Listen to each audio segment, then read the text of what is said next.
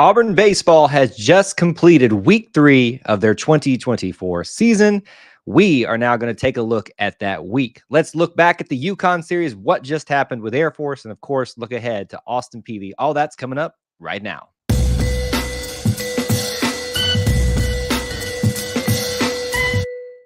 War Eagle, everybody, and welcome back to another edition of E2C Network. Thank you so much for joining us. Whether you're watching live, whether you're listening to the audio portion of this, we want to wish you a special hello and War Eagle to you, the Auburn family, but of course, an even specialer hello, if that's a word, to our E2C Network family. And we appreciate you being here to talk about some Auburn baseball, whether you're watching or listening. We encourage you to subscribe, to follow, to like and share this content, especially if you enjoy Auburn baseball content on whatever platform you got. That is a humongous help. So if you can do those small things for us, that would be very much appreciated. This is the new format we're doing for Auburn baseball. Those of you that have been following this for the last 3 weeks, where we're doing a post-game reaction show type of thing, but also an audio podcast recording for those of you that prefer to just listen to this type of content. So our first part of our show will be recapping all the action, the what you need to know from Auburn baseball in week 3. And then we'll move into a Q&A portion of the show. Usually this is on Tuesday nights after the midweek game. As you all know, it's been a crazy week, so we've had to flip-flop things around. In fact, we're doing this a little bit earlier in the day than I anticipated doing it, just because of scheduling reasons. And the game decided to be played a little bit earlier in the day, that being the one with Air Force that we're definitely going to talk a lot about today. So we have a lot to discuss, and I want to get into that. We'll be answering some questions on the back end for those of you, especially that are watching the live portion of this show. But let's get into it. Let's talk about week 3, rounding up everything for Auburn baseball. Again, we're looking back at UConn, a series that I think probably surprised folks a little bit in terms of how competitive at times UConn could have been. Talking a little bit about the Air Force game that we just all witnessed, if you watched it live or if you're just catching up about what all the action that took place in a early midweek game. When I say early, it was, it started right after lunchtime and got finished in the early afternoon, not an evening game like we're used to. And then, of course, we're going to look ahead to Austin Peavy, who I have just looked at myself, and I'm a little bit not concerned, but intrigued by potentially how competitive this game could be coming off of the weekend. So we got a lot to get into. Let's do it here. First of all, let's look back at the week that was for the weekend that was for Auburn baseball versus UConn. They got 2 out of the 3 games that they had with the Huskies. I think most of you probably thought that they would probably sweep the Huskies. They are from the north. Most people would assume, Auburn, hey, look, it's a baseball school. It's a baseball state. Clearly, they're going to be able to do a lot more, but the Huskies did get one. But here's how it broke down. Game 1, Auburn got the win 8-1. In game 2, Auburn lost 4-8. A little bit surprising there for me, especially given the context around it. Game 3, they did win the rubber game. Auburn did 8-2, not able to cap beyond 8 runs against UConn, but it was enough to get those 2 wins. I want to give you your best players, a pitcher and a hitter. Again, you may say, look, there was somebody who deserved more attention. We're just trying to get the best that we can out of all the different opportunities to talk about some of these guys. I'm going to surprise you, not really, with this name we're going to talk about, Ike Irish. I want you to listen to some of the things that this guy did in this particular series. Had a great week overall. Played in all 3 games versus UConn, batted .500. And I always get these a little confused. I think it's 600 slugging. And then on base percentage, I got that little mixed up too. So we won't worry about that. 6 for 12 on the week, 4 runs, 3 home runs, 5 RBIs, 3 walks, and 1 for 1 in stolen bases.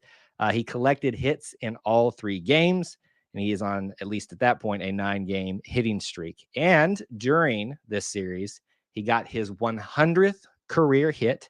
He's the 4th fastest Auburn player in program history to do that. Depending on how long he's with us, could be breaking some more records in fast fashion. So a nice little tick mark on his career. He also had his first multi-home run game of his career with a pair of 2-out, 2-run homers in the 6th and 8th innings in one of the games versus UConn. Now, to me, this was surprising. I had already convinced myself that Ike Irish had a multi-home run game, but no, he just does everything else. But finally, he did something that Ike Irish we thought might have already done by now, his first multi-home run game. Let's talk about Cam Tilley, who I think is your best pitcher of the weekend. For him, he only goes 1-0. Now, he wasn't a starter for us, but he came in, and I think in a very crucial situation. He has a 2.25 ERA on the weekend, 4 innings pitched, 3 hits, 1 run, 1 earned run, 1 walk, 2 strikeouts, and then a 200 batting average against him. It's his second win on the season in relief work.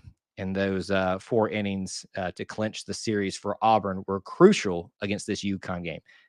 Put the context around it. This is probably another team where Auburn expected to get the 2 wins early and have the series clinched up, but no, had to go to the rubber game. Cam Tilley was instrumental coming in for Carson Myers and getting that lockdown. He retired 10 of the last 11 batters to get that win. A couple other storylines from looking back at UConn. The starting rotation stayed the same. Alsup, Gonzalez, and Myers. Chase Alsup got off to a great start in that first win for him on the season in his longest outing of the season, which was 6 innings. The surprising thing was game 2. Our ace, Joseph Gonzalez, had a very rough game. He didn't make it out of the first. And if you look at kind of the trend right now, I'll talk about it now. The trend with our starting pitchers, you've got one that seems to be kind of slowly ticking up in Kate and Chase Alsup. Joseph Gonzalez, a slow tick downward over his last 3 starts. And then Carson Myers, who's been pretty consistent, maybe a little bit of up and down, but mostly consistent. So it's a really interesting dynamic looking at how the starting lineup shaking out right now and what is or isn't happening expectedly or unexpectedly in those different areas. Mason Mainers, I think we should also give a shout out to him. Hit a very well-rounded week, but also a series, multi-hit games, stolen bases, involved in very consequential plays all throughout the UConn series. And I believe he even beat out Ike Irish for just the overall best batting average for the weekend. So that should say something after Ike Irish had such a great week and weekend. By the way, if you haven't figured it out, he's continuing to, beginning even further to assert himself as the hitter that we all know him to be. Your rankings, that's what it brought us to at the end of that week. As high as number 13, as low as number 20. So now across all of the 6 recognized rankings out there, Auburn is in the top 20, and I think their play has definitely warranted them being in the top 20. So that was your look back. Let's talk about what we just witnessed. Air Force, Auburn wins 8-4. That brings the Air Force record down to 4-8 on the year. So you look at their record when they were coming in, you probably weren't too worried about it. But there are some pretty cool things about this game that we want to discuss. Your starter, again, Connor McBride, who got off to, I think, a great start, showing that he deserves to be in that starting spot in our midweek game. I felt more secure, at least pitching-wise, about the midweek game than I have in a long time.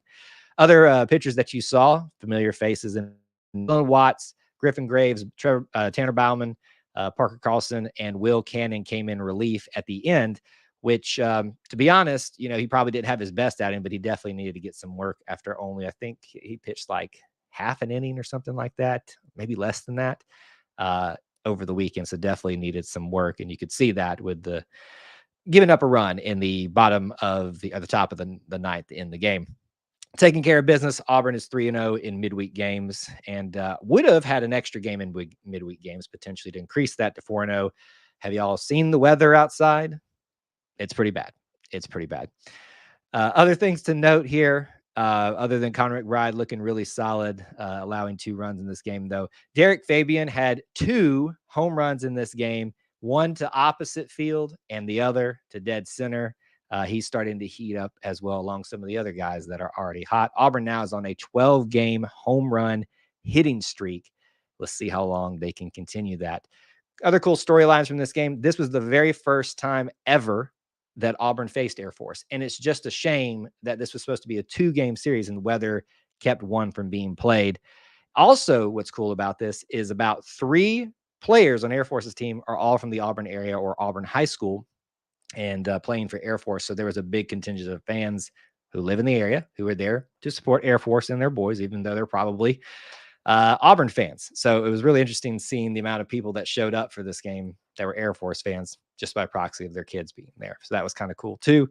And we've already mentioned the shame that we didn't get to play them a second game because of the rain.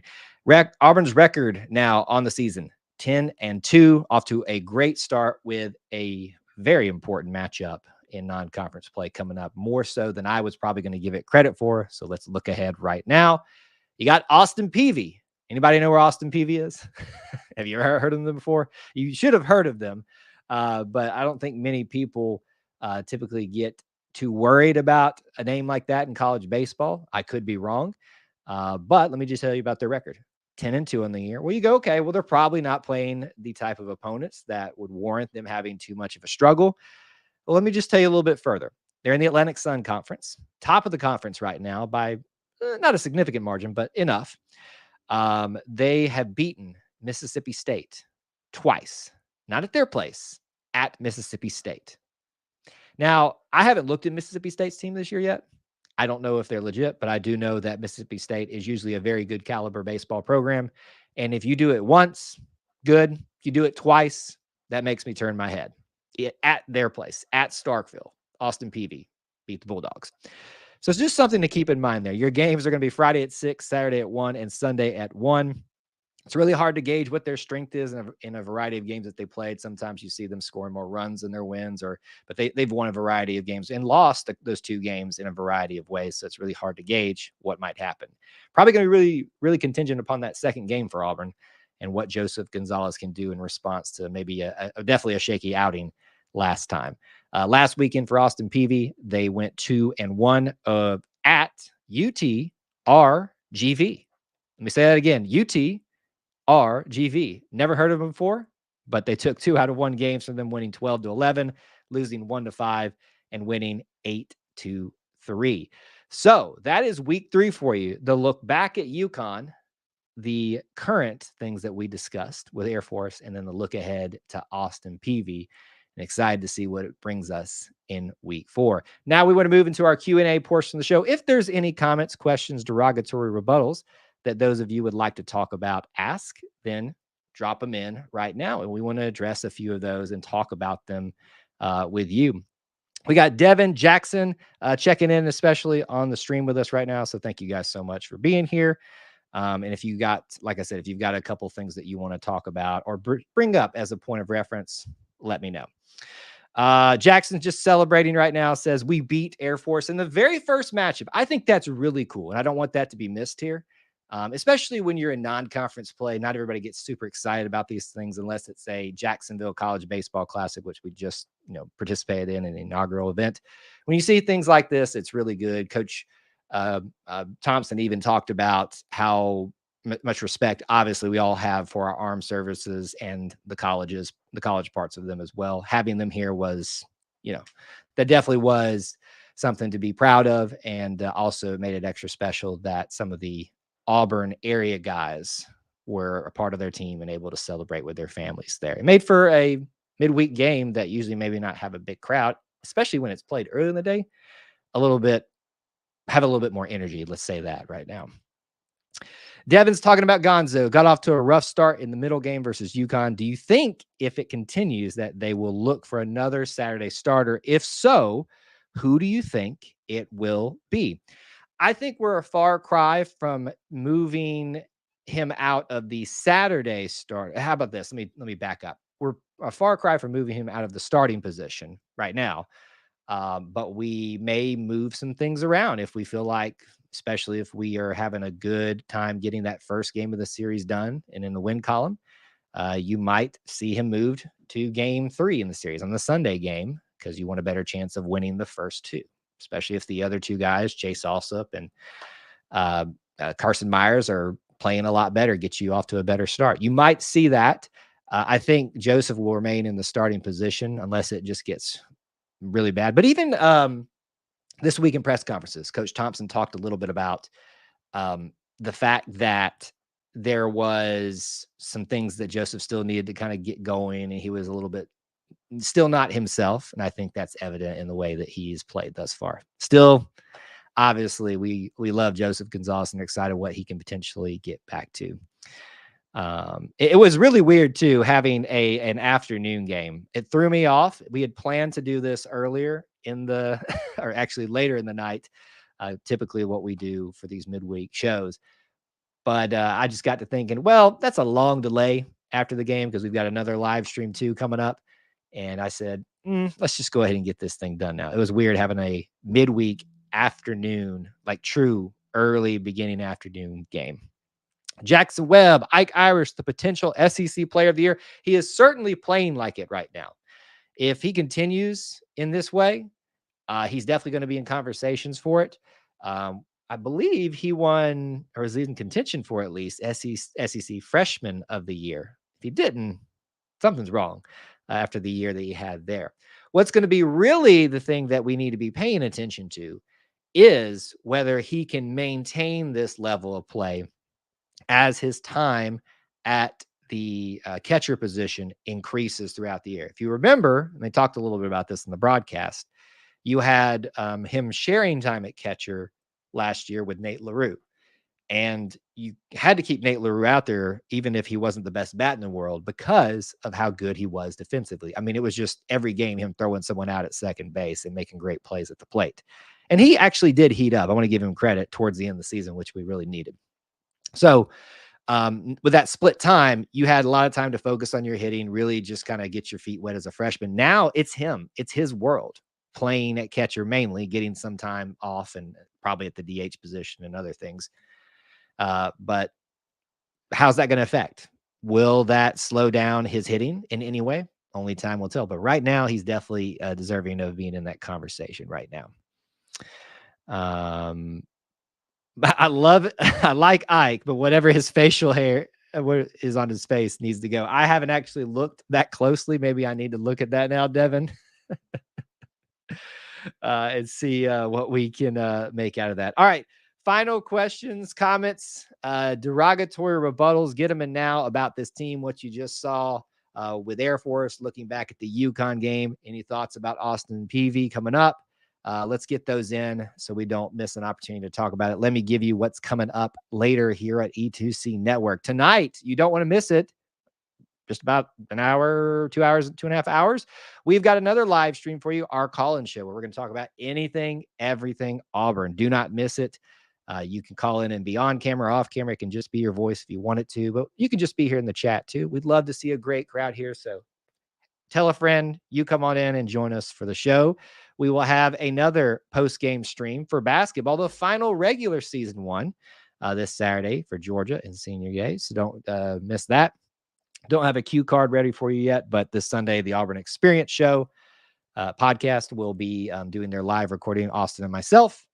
So join us for that at 9 Eastern time on Sunday evenings. And of course, we'll be doing stuff for the SEC tournament coming up next week and plenty of other content. So if you're not paying attention, if you're not subscribed, following everywhere, you're going to miss something. Isn't Austin Peavy from Tennessee? I think so. Don't quote me on that. Being part of the Atlantic Sun Conference in baseball, you would expect that would probably be the case. I believe that is true. Do not quote me on that, though. Back on Ike Irish's facial hair. At first, I thought it was dirt on his face, but then I saw it on both sides. It's certainly a choice. Go back and look and tell me what you think. See, this is the only show we'll get this type of content, analyzing a player's facial hair. Maybe we should keep track of how much success he has with this facial hair. And if he continues to that, he can do whatever he wants with it. Is my case. If it gets him SEC Player of the Year, you do you, Ike Irish. That's all I'm saying. Oh yeah, and this is a good note too, because I love talking about this as well. We have a great contingency of players, and you have throughout Auburn's history, right? But there's just a special group I feel like that's amassed, especially like the basketball guys. They're in a very important time of their year. CBM, I think Dylan Cardwell was at the game today. I'm sure other players were. Just a lot of support from other programs being each other, and you see it in a much more visible way these days. Sophia Groh was there too. So kind of just what I'm saying. It's not just basketball. Players supporting players and being there for everybody it's a great thing to see and just warms my heart out. So there you go. That's the touchy-feely thing to end the show on. So, as we said, that is week 3 for you. The look back at UConn, the current events with Air Force, and looking ahead to Austin Peavy. And thank you so much for those of you that were able to give us the comments and questions on the back end of the show. I look forward to doing this again with you next week. We'll have another week 4 in Auburn baseball to cover all the different things. Until then, War Eagle.